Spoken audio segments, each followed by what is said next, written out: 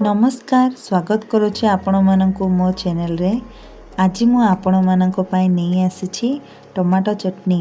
यही टमाटो चटनी चकुली डोसा इडली सह खाइबा को बहुत टेस्टी लगे। तो चलंतु देखिबा आजिर रेसिपी। टमाटो चटनी पई मु एठी 2टा पियाज 6टी टमाटो आउ 5टी कंचा मरच नेछि।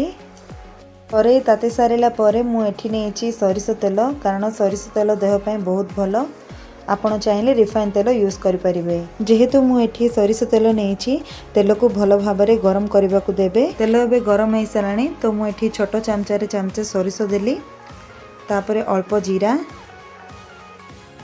सरिष भलो भाबरे फुटी सारला परे सेतिरे मु एबे दउछि कंचा मरच। तापरे मु दउछि 2टा कटा पियाज। उनको पाखरे जदि भृषंग पत्र अच्छी ए समय भृषंग पत्र भी दे पारिबे।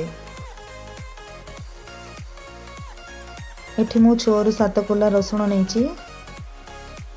सबु को भलो भाबरे भाजी नेबे।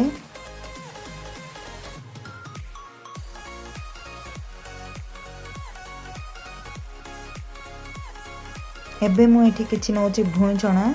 से चना को मु एबे तेल रे भाजी नेबी। आपण माने चाहिले चना जाई नै परिबे। चना जाई मो पाखरे नथिला तो मु एठी पीनट को नै कर दूची।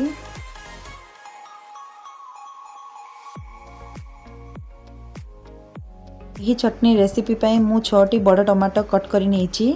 तेल रे किछि समय हाई फ्लेम रे टमाटो को भलो भाबरे भाजी नेबे।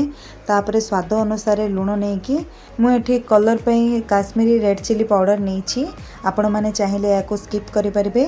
तापरे मु एठी 3 रु 4 मिनिट हाई फ्लेम रे ही भाजी नेली। तापरे मु एठी अल्प तेंतुली मंड नेछि, माने अल्प ही नेबे खट्टा लागिबो बोली। तापरे मु एठी 5 मिनिट पर्यंत स्लो फ्लेम रे रखी देथली। देखंतु एठी टमाटो भाजी हे गलानी भल रूप रे। एहा को ठंडा कर नेबे। एबे ब्लेंड करबा समय रे मु अल्प धनिया पत्र ही नै ब्लेंड करिछि। सेम करी रे मु एबे सरिष तेल देकी अल्प सरिष जीरा आ गोटे कंचा मरच नै फुटण देछि। आपण मानक पाखरे जदि भृषंग पत्र अछि भृषंग पत्र को भी देबे। आ सुखला मरच जदि अछि सुखला मरच को देबे। वासना बहुत भल आसीबो। फुटण तो भाजी आसलानी तो सेतिरे मु एबे बाटी थिबा टमाटो चटनी को देली। आपण माने चाहिले ग्रेवी रखिबा को चाहिले अल्प गरम पानी देकी ग्रेवी रखि परिबे। आ जदि आपण मानक टिके एमते मोटा मोटा खाइबा को इच्छा गाढ़ा गाढ़ा तो आपण माने गाढ़ा भी खाइ परिबे। तो देखिले तो आपण माने मु केते इजी रे टमाटो चटनीटा बनैली, बहुत टेस्टी थिला। आपण माने भी थरे निश्चय ट्राई करी देखंतु केमिति लागिला। मो वीडियो रो कमेंट सेक्शन रे आसी कमेंट करंतु। रहुची धन्यवाद।